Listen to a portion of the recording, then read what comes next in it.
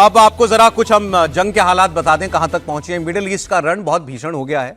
America और Israel Iran पर लगातार दमदार जबरदस्त हमले कर रहे हैं और तेहरान में तो चारों तरफ तबाही दिखाई दे रही है।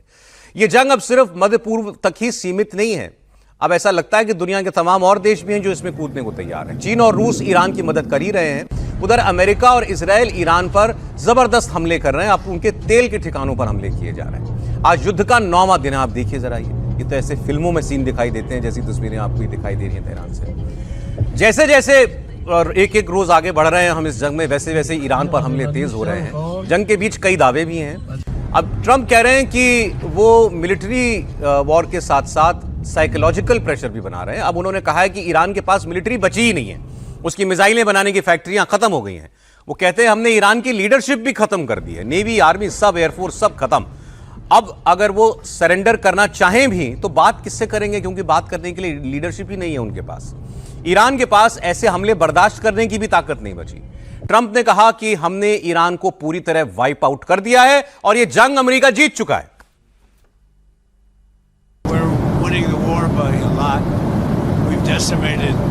Their whole evil empire. It'll continue, I'm sure, for a little while. But very proud of the people. The parents were so proud of their boy, as they call him, my boy. Their Navy, 44 ships. We've wiped out their Air Force, every plane. We've wiped out most of their missiles. You see, the missiles aren't coming much anymore. We've also hit their manufacturing areas where they make the missiles very hard.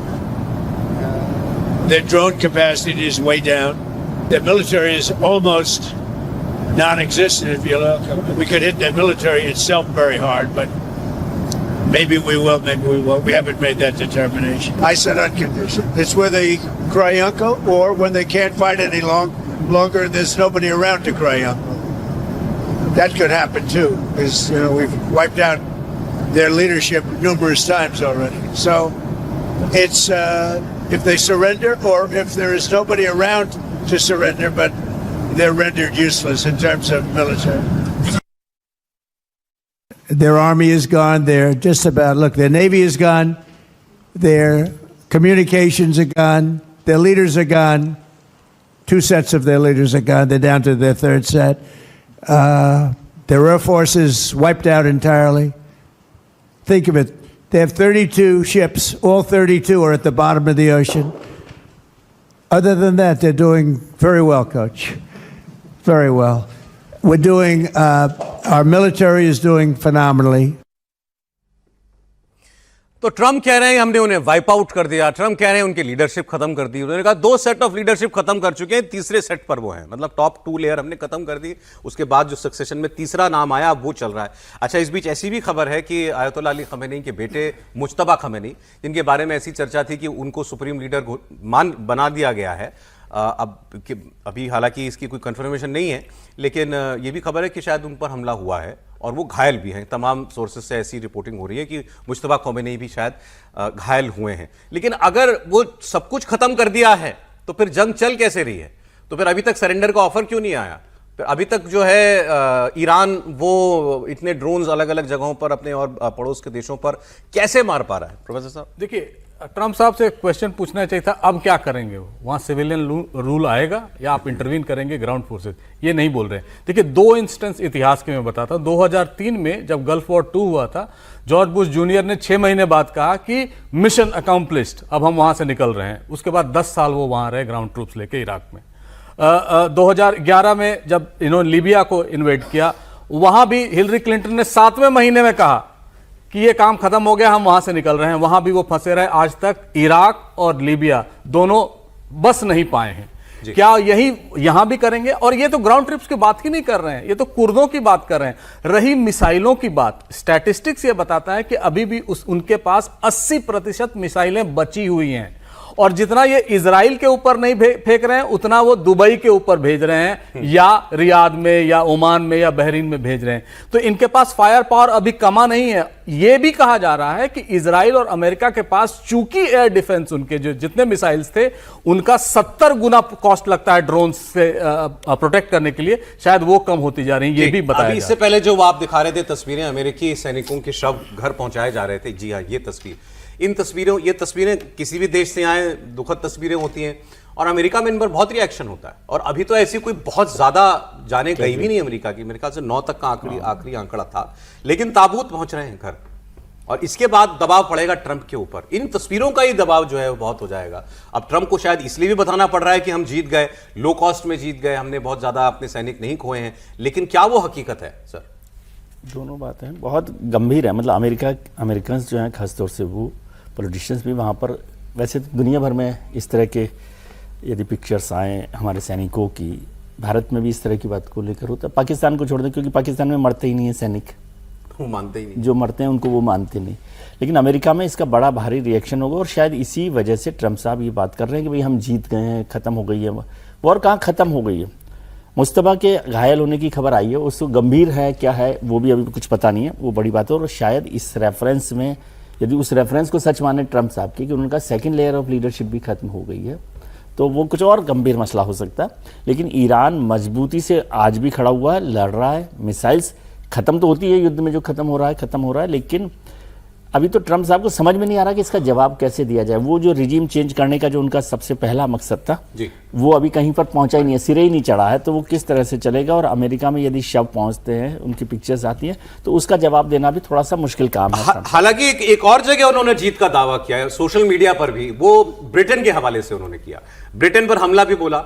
उन्होंने कहा कि हमारा एक दोस्त है Britain, बहुत अच्छा दोस्त था, शायद हमारा सबसे अच्छा दोस्त था, और उसने हमारा साथ नहीं दिया लड़ाई में, और अब वो कह रहा है कि हम 2 एयरक्राफ्ट कैरियर भेज रहे हैं हमारी मदद के लिए, लेकिन मैंने उन्हें वापस भेज दिया। मैंने कहा हमें जरूरत नहीं है, क्योंकि मैं उस चीज का क्या करूं जो जंग जीतने के बाद मेरे पास आए, मुझे अब उसकी जरूरत नहीं है, हम जंग जीत चुके हैं। इसमें दोनों बातें हैं, एक तो ये यूके के साथ, नेटो के साथ बेसिकली जो रिश्ते उनके कहां पहुंच गए हैं, यूरोप के साथ रिश्ते कहां पहुंच गए हैं, कि वो कह रहा है कि मैं भेज रहा हूं जंगी बेड़े, और ये मना कर दे रहे हैं, ठुकरा रहे हैं। और ये दूसरा एक जीत का दावा, वरना वाकई में ये तो अब उन्होंने मना किया तो सच में उनको जरूरत नहीं होगी, लेकिन युद्ध में कौन मदद ठुकराता है, और वो भी पब्लिकली जो ऑफर की जा रही हो। त्रिपाठी जी नहीं सौरभ जी, मुझे लगता है कि ट्रंप अच्छे से दुनिया के वर्ल्ड ऑर्डर को बदल के मानेंगे। ट्रंप अमेरिका की दादागिरी जो किसी भी कीमत पर दुनिया के हित में नहीं है, उसको ठीक करके मानेंगे। ट्रंप जो यूएस पावर कहीं भी घुस जाती थी, कहीं भी इंटरवीन कर लेती थी, और जो एक शब्द उन्होंने भी अहंकार में बोला था जब टैरिफ उनका वापस किया वहां की कोर्ट ने, तो उन्होंने कहा कि अच्छा हम किसी भी देश को बर्बाद कर सकते हैं, सब कर सकते हैं, लेकिन $1 का टैरिफ नहीं लगा सकते। तो वो जो बर्बाद कर सकते हैं वाला है वो भी खत्म होगा। अब ये तबाही तो किसी कीमत पर अच्छी नहीं है। ईरान के खामनेई बहुत क्रूर शासक थे, मानवता विरोधी थे, बच्चियों के लिए उन्होंने क्या क्या किया और किस तरह से कितने लोगों को मरवा दिया। लेकिन जो कुछ अमेरिका कर रहा है वो भी बहुत अच्छा नहीं कर रहा है। अब ये जो आप कह रहे हैं ना कि वहां सैनिक मारे जा रहे हैं, अभी 8-9 लोग वहां के मारे गए, वो लौटेंगे तो क्या होगा, उसका रिएक्शन तो वहां पहले से ही हो रहा है। मतलब जो शुरुआती 3 अमेरिकी सैनिकों के मारे जाने की खबर आई थी, तो तभी वहां रिएक्शन होना शुरू हो गया था। लीगल उसके फ्रंट पर जाने के लोग बात कर रहे हैं। लेकिन सवाल यहां यह है कि क्या ट्रंप अपने अहंकार में जिस तरह से कह रहे हैं ब्रिटेन का हमने एयरक्राफ्ट वापस कर लिया, अब तो हम युद्ध जीत चुके हैं, अब क्यों, क्या अमेरिका धीरे धीरे किसी एक दिन आपको अचानक विड्रॉ करता हुआ दिखेगा?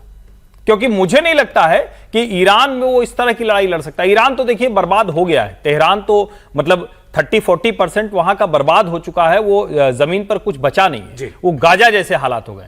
लेकिन ईरान चूंकि बहुत बड़ा है तो उसके कई इलाकों में इस तरह की स्थितियां हैं कि वो अपना जो स्ट्रेटेजिक मूव है उसको उन्होंने कर लिया है, जो शायद तैयारी भी कर रहे थे, जो बार बार कहा जाता है कि 20-30 साल से वो तैयारी कर रहे थे। क्या अमेरिका धीरे धीरे, ट्रंप एक दिन अचानक कहेंगे कि हमने सब कुछ कर लिया, जो अभी प्रोफेसर साहब ने बताया कि अब हमारा पूरा हो गया मिशन, अब हम वापस जा रहे हैं, और ईरान को भी लगेगा, जो पेजेश्कियन कह रहे हैं कि हम अमेरिका और इजराइल के सामने सरेंडर नहीं करेंगे, लेकिन एक दिन मान लीजिए कि 2 दिन, 4 दिन, 6 दिन, 10 दिन के बाद अचानक ये मिसाइलें गिरनी बंद हो जाए, तो पेजेश्कियन और पूरे ईरान को भी लगेगा कि भाई हमें तो अब जो बचा है उसको बचाना है। तो शायद ये अभी जो मैं कह रहा हूं वो अभी लोगों को लग रहा है बहुत जल्दी है, लेकिन जो रिपोर्ट्स में देख रहा हूं तो मुझे लगता है कि अब ये वाला युद्ध उस तरफ जाता हुआ। देखिए, इसकी चर्चा तो चल ही रही थी कि ट्रंप के गोल अलग हैं और इजराइल का गोल अलग है।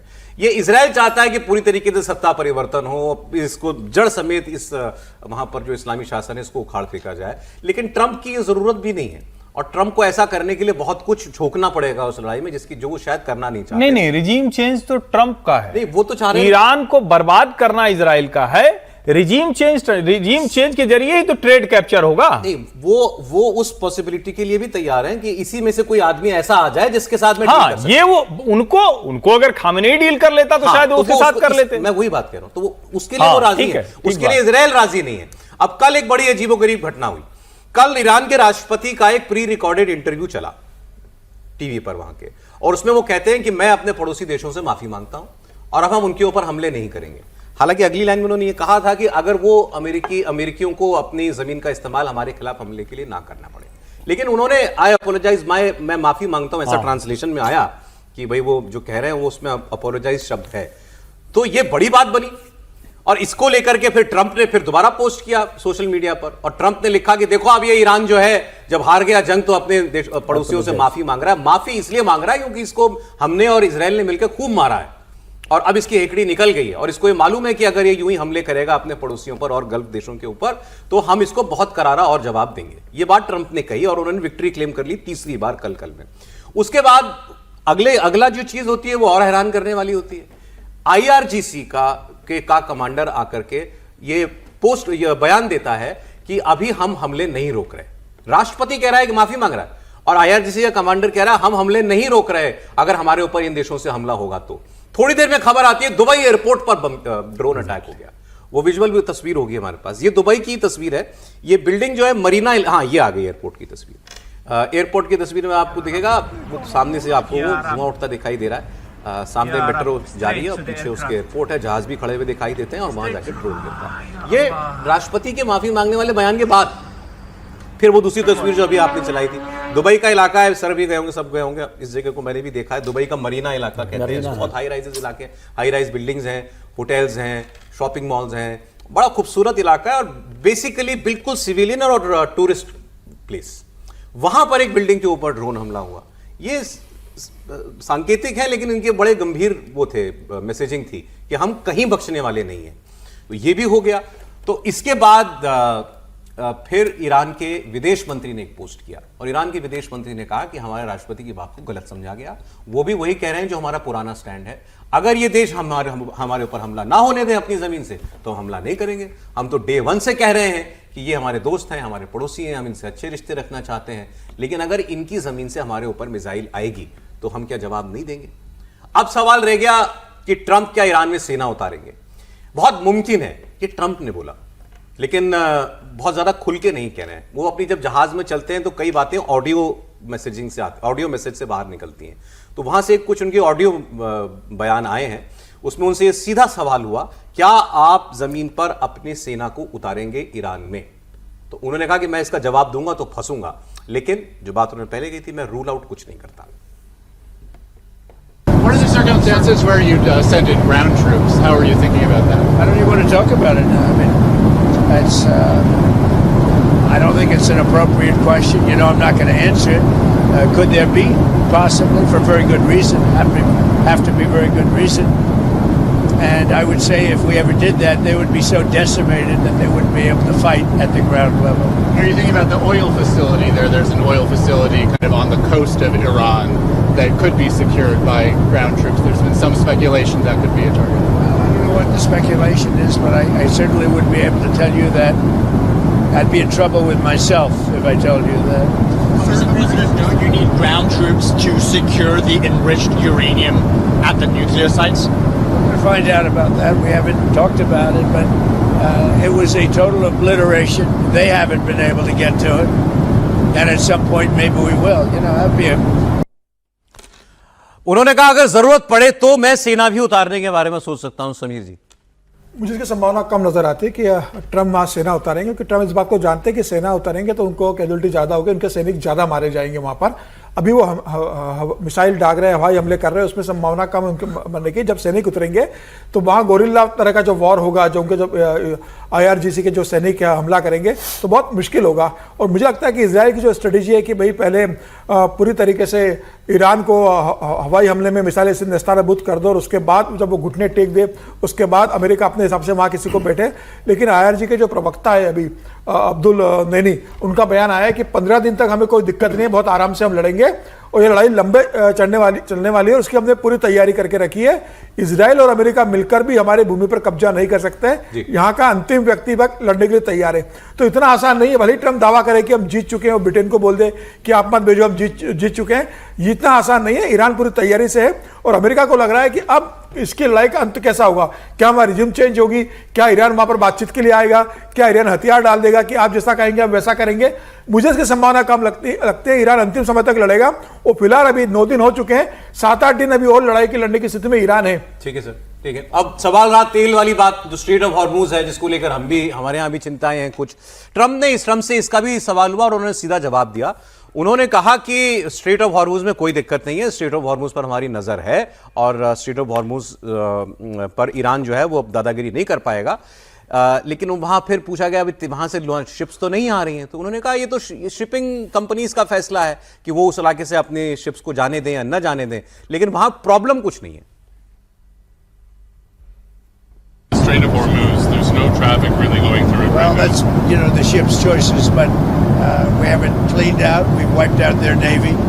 Their navy is now at the bottom of the sea. So that's the choice. This is an excursion. We figured oil prices would go up, which they will. They'll also come down. They'll come down very fast. वो कह रहे हैं तेल के दाम बड़ी जल्दी नीचे भी आएंगे और अब ये तेल पर ही निशाना जो है वो ईरान भी लगा रहा है, क्योंकि उनको ईरान को इतना तो जानता है कि दुनिया इसी से सबसे ज्यादा परेशान होगी। तो ईरान की टॉप लीडरशिप और मिलिट्री साइट्स पर जो इजराइल ने वार किया था, अमेरिका और इजराइल ने अब ईरान के ऑयल इंफ्रास्ट्रक्चर पर हमला शुरू किया है।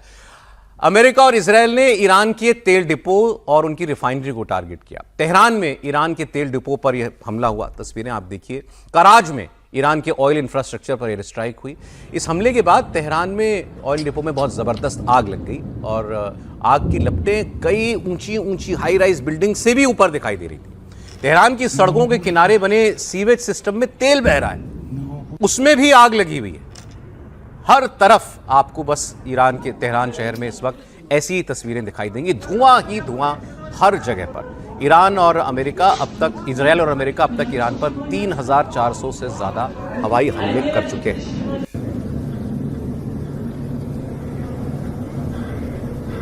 लेकिन यह अभी तक के तेहरान के ऑयल इंफ्रास्ट्रक्चर पर हुआ सबसे बड़ा हमला माना जा रहा है।